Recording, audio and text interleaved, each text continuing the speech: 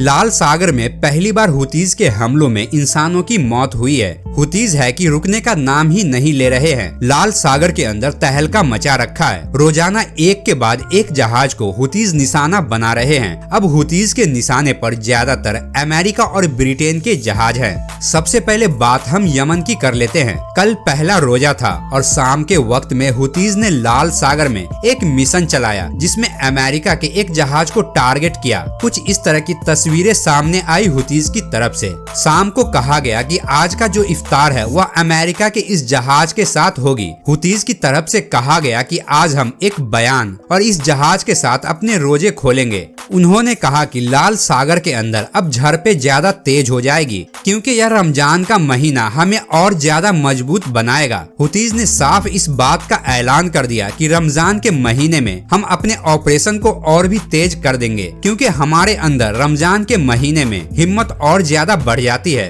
रमजान का महीना शुरू होते ही इजराइल का जो डिफेंस मिनिस्टर है यब गैलेंट, उसकी तरफ से भी रमजान के मौके पर एक बयान दिया गया है। इसने कहा है कि देखिए, यह जो रमजान का महीना है यह मुसलमानों के लिए जिहाद करने का एक पैगाम देता है। रमजान का यह महीना गाजा के मुसलमानों के लिए जिहाद का महीना हो सकता है। हम सभी को चेतावनी देते हैं कि हमारे खिलाफ कोई भी कदम उठाने की कोशिश ना करे। अगर कोई भी हमारे खिलाफ कदम उठाने की कोशिश करेगा तो हम उसका सामना करने के लिए तैयार हैं। यब गैलेंट को डर सता रहा है कि रमजान का महीना शुरू हो गया है और इस महीने में मुसलमान कुछ भी कर सकते हैं। हुतीज ने अमेरिका के एक मालवाहक जहाज को निशाना बनाया है और हालत ऐसी हो गई है कि मालवाहक जहाज डूबने की कगार पर पहुंच चुका है। अमेरिका का एक मालवाहक जहाज ट्रू कॉन्फिडेंस अदन की खाड़ी से गुजर रहा था। यमन के नौसैनिक बलों ने चालक दल को चेतावनी दी कि आप रुक जाए और इस जहाज को यमनी बंदरगाह की तरफ लेकर जाए, लेकिन क्रू मेंबर ने उसकी इस चेतावनी को नजरअंदाज कर दिया और जहाज को आगे बढ़ाने लगे। जिसके बाद तकरीबन अदन की खाड़ी से 15 समुद्री मील दूर हुतीज ने ऑपरेशन चलाया। एंटी शिप बैलिस्टिक मिसाइलें इस जहाज के ऊपर छोड़ी, जिसके बाद इस जहाज में आग लग गई। शुरुआती रिपोर्ट में यह जानकारी सामने आई है कि हुतीज के इस हमलों में 2 नाविक मारे गए हैं और 6 गंभीर रूप से घायल हो गए हैं। अमेरिका के इस मालवाहक जहाज पर 3 गार्ड्स को मिलाकर के 20 लोग मौजूद थे। शुरुआती रिपोर्ट में यह बात सामने आई है कि जहाज पर अब एक भी सदस्य मौजूद नहीं है। 2 नाविकों की मौत की खबर है, 6 घायल हो गए हैं। अब बाकी जो थे वह जहाज को छोड़कर भाग गए हैं। हमले के बाद क्रू मेंबर का जहाज को छोड़ना यह दर्शाता है कि जहाज बहुत ही बुरी स्थिति में है और अब डूबने के कगार पर पहुंच चुका है, वरना क्रू मेंबर जहाज को छोड़कर नहीं भागते। उन्होंने भी महसूस कर लिया है कि हमला इतना खतरनाक है कि जहाज को बचा पाना अब नामुमकिन है, इसलिए उन्होंने अपनी जान बचाकर जहाज को छोड़ दिया। ट्रू कॉन्फिडेंस अमेरिकन जहाज आग में जल रहा है और हो सकता है कि अब बहुत ही जल्द यह पूरी तरह से समंदर में डूब जाए। तो हुतीज लगातार समंदर के अंदर तहलका मचाए हुए हैं। वो जो कहते हैं वह करके दिखाते हैं। हुतीज जिस तरह से 24 घंटों में समंदर के अंदर में ऑपरेशन चला रहे हैं, इससे यह बात तो साफ है कि हुतीज रुकने वाले नहीं हैं। दुनिया की बड़ी बड़ी ताकतें हुतीज को रोकने में फेल हो चुकी है। दोस्तों, पेंटागन पूरी तरह से नाकाम हो रहा है। यह जो जहाजों पर हमले हो रहे हैं, अमेरिका की सेना समुद्र के अंदर मौजूद है, तो पेंटागन के ऊपर लोग उंगली उठा रहे हैं कि आखिर अमेरिका की सेना हुतीज को रोक क्यों नहीं पा रही है। तो पेंटागन अब CIA के ऊपर आरोप लगा रहा है। अमेरिका की जो खुफिया एजेंसी CIA है, पेंटागन ने कहा है कि CIA पूरी तरह से नाकाम साबित हुआ है। यमन के अंदर हुतीज की खुफिया जानकारी निकालने में CIA अभी तक कामयाब नहीं हुआ है कि हुतीज के पास समंदर में लड़ने की ताकत कितनी है।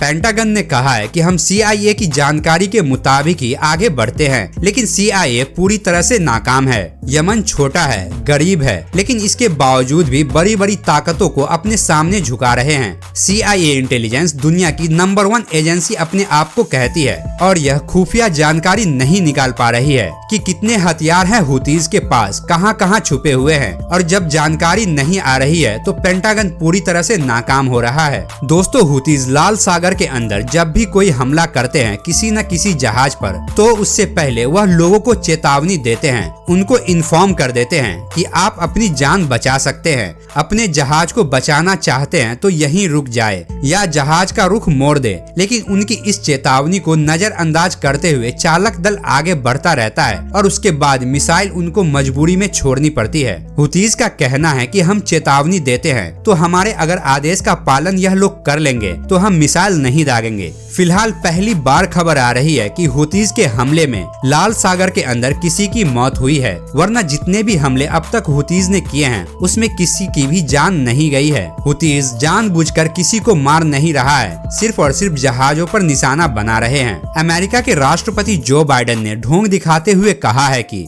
मुझे बहुत ही ज्यादा तकलीफ हो रही है फिलिस्तीनियों के लिए। रमजान का महीना आ रहा है और इस रमजान के महीने में मेरे दिल में फिलिस्तीनियों के लिए दर्द है। वे क्या खाना पीना खाएंगे इस महीने में, उसको लेकर के मेरे दिल में बहुत ही पीड़ा उमड़ रही है। तो देखो, अगर इतना ही दुख दर्द है तो इजराइल की बात छोड़ो, बस जो ट्रक खड़े हुए हैं 1500 से 2000 मिस्र के बॉर्डर पर, उसको अंदर भेज दो अगर इतना ही दर्द हो रहा है तो।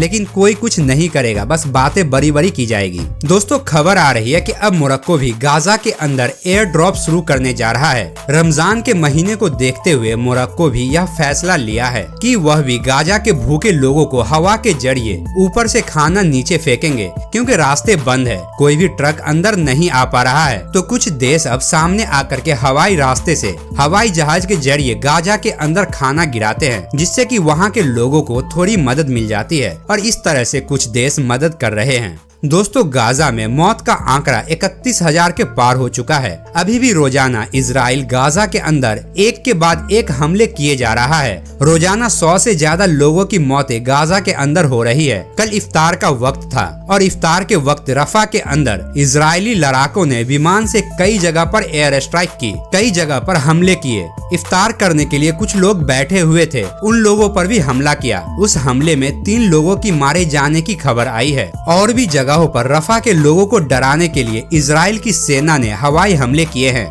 पिछले 24 घंटों की बात करें तो रमजान के पहले दिन ही इजराइल ने गाजा के अंदर हमले किए, जिसमें 67 लोगों की मौत हो गई है और 106 लोग बुरी तरह से घायल हो गए हैं और रोजे की हालत में गाजा के कई सारे लोग शहीद हो गए। दोस्तों, इजराइल और फिलिस्तीन के बीच इस जंग में इजराइल का भी काफी ज्यादा नुकसान हो रहा है। इजराइल का जीडीपी काफी तेजी से गिर रहा है और तो और इजराइल के लोग भी अपने ही सरकार के खिलाफ प्रोटेस्ट कर रहे हैं कि नेतन्याहू बिना वजह ही गाजा में लोगों को मार रहा है। वह सिर्फ और सिर्फ अपना पॉलिटिकल करियर बचाने के लिए गाजा में लोगों की हत्याएं कर रहा है। इसमें इजराइल के लोगों का कोई भी लेना देना नहीं है। और वहीं दोस्तों, यमन ने दुनिया भर के तमाम इस्लामिक देशों से एक अपील की है कि यह जो रमजान का महीना आ रहा है, इस रमजान के महीने में बहुत सारी चीजें खाई और पी जाती है, लेकिन इस रमजान के महीने में अगर पूरे इस्लामिक देश इजरायली प्रोडक्ट का बॉयकॉट कर दे, रमजान में इजरायली प्रोडक्ट का इस्तेमाल ना करे, तो इससे इजराइल की कमर टूट सकती है। सभी मुस्लिम देशों से यह अपील की है कि वह इस रमजान के महीने में इजरायली प्रोडक्ट का पूरी तरह से बॉयकॉट कर दे। लेकिन बॉयकॉट शायद नहीं हो पाएगा, क्योंकि इस्लामिक देशों में बहुत ही तादाद में इजरायली सामान बेचा जाता है। तो दोस्तों, आज के वीडियो में बस इतना ही। आप किसका सपोर्ट कर रहे हैं, इजराइल या फिर फिलिस्तीन का, कमेंट में जरूर बताएं। और अगर यह वीडियो अच्छा लगा हो तो इस वीडियो को लाइक और मेरे चैनल को सब्सक्राइब जरूर कर दें। तो फिर मिलता है अगली वीडियो में, तब तक के लिए आप मेरे बाकी वीडियो को एंजॉय कीजिए।